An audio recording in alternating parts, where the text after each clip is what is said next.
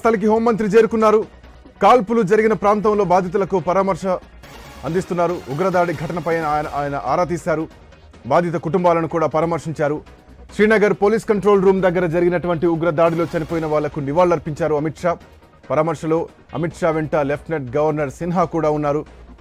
So ఇప్పటికే కేంద్ర cabinet అత్యవసర సమావేశం ఈరోజు సాయంత్రం జరపబోతోంది. సో త్రివిధ దళాలు ఇప్పటికే మేము రిటర్న్ వార్కి సిద్ధంగా ఉన్నామంటూ, ప్రతీకారానికి సిద్ధంగా ఉన్నామంటూ ప్రకటించింది. సో జమ్మూ కాశ్మీర్లో జరిగినటువంటి ఉగ్ర దాడి భారతదేశం తీవ్రంగా ఖండిస్తోంది.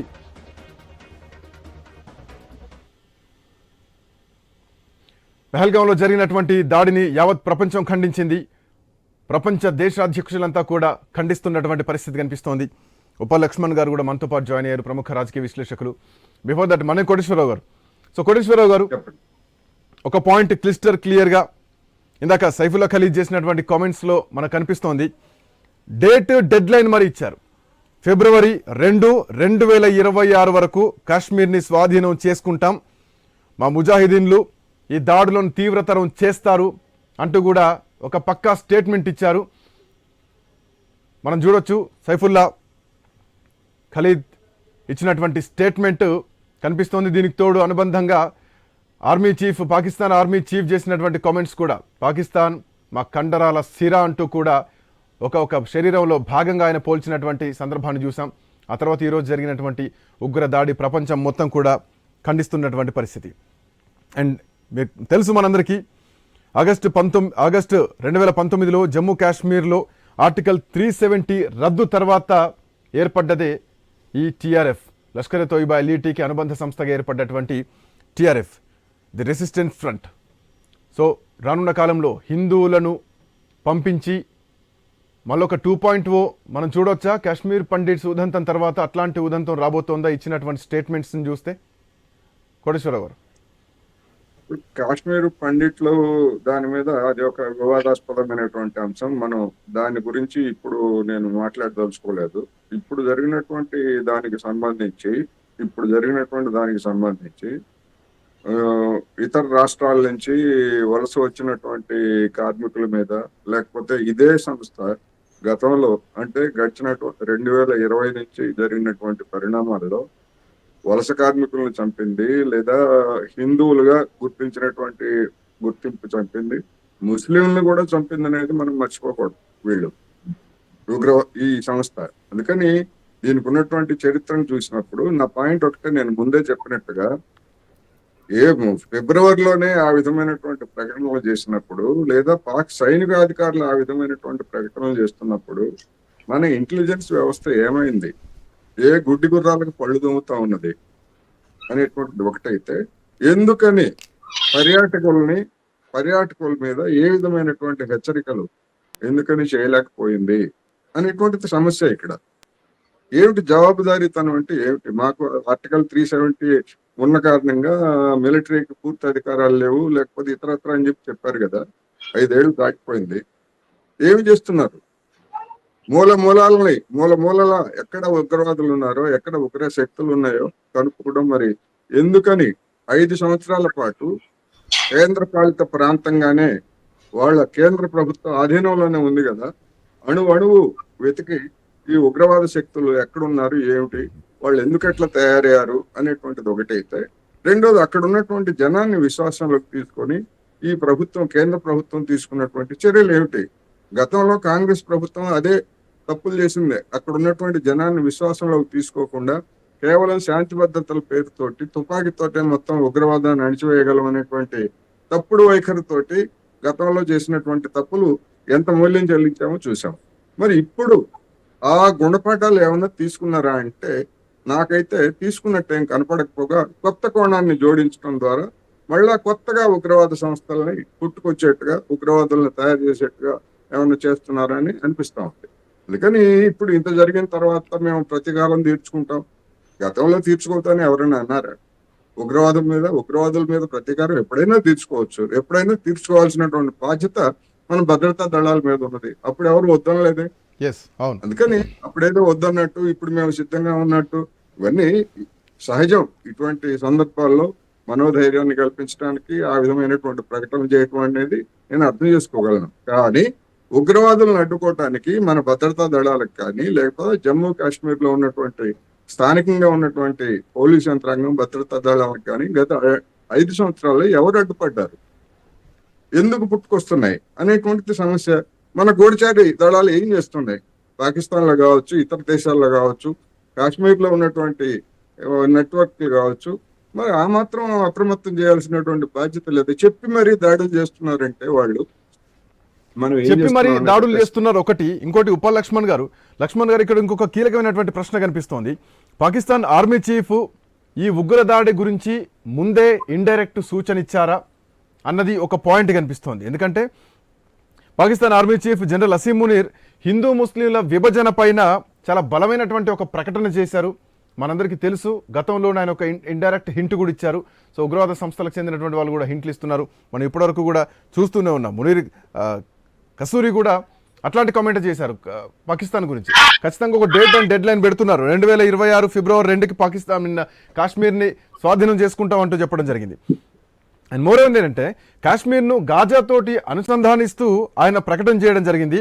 పాకిస్తానీల గుండెలు ఏవైతే ఉన్నాయో, వాళ్ళ హృదయాలు ఏవైతే ఉన్నాయో గాజా ముస్లింలతో కొట్టుకుంటున్నాయని చెప్పేసి కూడా ఒక ప్రకటన చేయడం జరిగింది.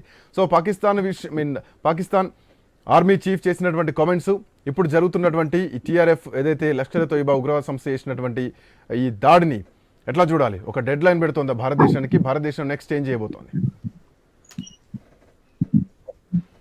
ఖచ్చితంగా భారతదేశము ఈ యొక్క సంఘటనను సీరియస్ గా తీసుకోవాల్సినటువంటి అవసరం ఉంది.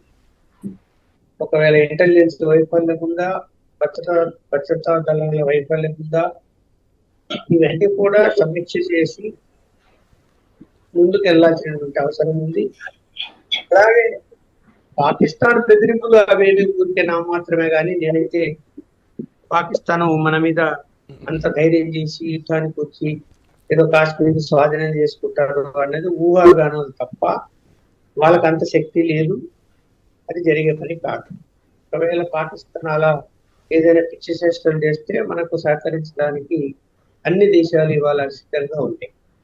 కాబట్టి ఏమైనా చైనా ఒకటి ఆలోచనలో పడుతుందో తప్ప, ఎందుకంటే చైనా మొదటి నుంచి కూడా పాకిస్తాన్ అనుకూలంగా వ్యవహరిస్తూ వస్తున్నది కాబట్టి అందువల్ల అలాంటి పరిస్థితి అయితే రాదు. మనకున్నటువంటి ఆర్మీ కానీ లేకపోతే ఇతరగా సంబంధించినటువంటి పరికరాలు కానీ లేకపోతే మెసేజ్ కానీ అన్ని కూడా తక్కువ అంచనా వేయడానికి లేదు. వాళ్ళు ఊరికి వాగుతుంటారు అంతవరకు. కాకపోతే ఇది ఆ పాకిస్తాన్ లో కూడా ఈ టెర్రరిస్టులను ఈ మధ్య కాలంలో చంపుతున్నారు. అది ఎవరు చంపుతున్నారు, ఎందుకు చంపుతున్నారు అన్నది కూడా మనం చర్చించాల్సిన అవసరం. నిజంగా పాకిస్తాన్ పాత్ర ఉందా, కేవలం టెర్రరిస్టులు మాత్రమే ఈ పని చేశారా, వీరి వెనక పాకిస్తాన్ ఉన్నదా లేదా అంటే పాకిస్తాన్ ఆర్మీ చీఫ్ చేసినటువంటి కామెంట్స్ చూస్తే ఖచ్చితంగా దీంట్లో పాకిస్తాన్ ప్రమేయం ఉంది స్పష్టంగా కనిపిస్తోంది. హిందూ ముస్లింల మధ్య ఉన్నటువంటి విభేదాలని బయటపెట్టారు. చుట్టున్నారు ఉన్నది అని. కాకపోతే ఈ నిఘా వర్గాలు తేల్చాలి అసలు వచ్చిన వాళ్ళు ఎవరు. ఆ సంస్థ కూడా ఎవరైతే నిన్న దాడి చేశారో అందరిని చంపారో మేమే చేశాము ఈ దాడిని ఆ సంస్థ కూడా ప్రకటన చేసినట్టు వార్తలు అయితే వస్తున్నాయి.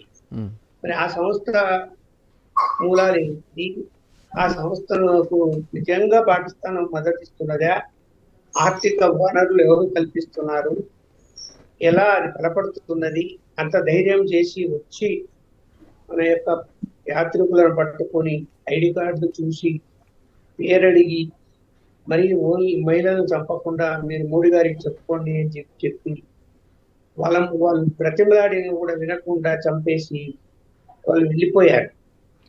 అంటే ఇది చాలా సీరియస్ గా తీసుకోవాల్సినటువంటి అంశం.